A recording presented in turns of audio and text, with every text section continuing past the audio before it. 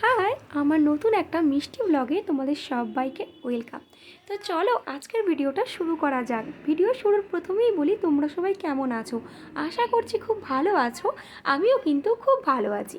তো বিকেলবেলায় বসে ভাবছিলাম যে কিছু একটা আজকে রান্না করব। হঠাৎ করে চোখে পড়লো বাঁধাকপি, আর যেই বলা সেই কাজ। বাঁধাকপি ভালো করে এখানে কিন্তু কুটে তারপরে দেখো কলের মধ্যে কিন্তু ভালো করে ধুয়ে নিচ্ছি। তো বাঁধাকপি ধোয়া কমপ্লিট হয়ে যাওয়ার পর এবার কিন্তু রান্নাঘরে এসে সবার প্রথমে উনুনে দেখো এখানে কড়াই বসিয়ে দিয়ে তার মধ্যে জল দিয়ে বাঁধাকপিটা দিয়ে এটাকে কিন্তু প্রথমে হালকা একটু ভাপিয়ে নিয়েছি।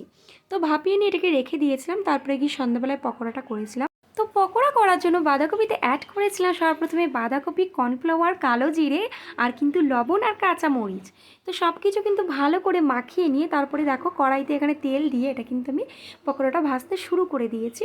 তো এটা কিন্তু আমি এর আগেও বাড়িতে ট্রাই করেছিলাম, খুবই টেস্টি একটা খাবার হয়। তোমরা পারলে অবশ্যই এরকম বানিয়ে খেও। সন্ধ্যাবেলায় বেশি একটু চায়ের সাথে যদি পকোড়া হয় ব্যাপারটা কিন্তু মন্দ হয় না, বলো। আর এই দেখো আমি কিন্তু এখানে কাঠেই রান্না করছিলাম।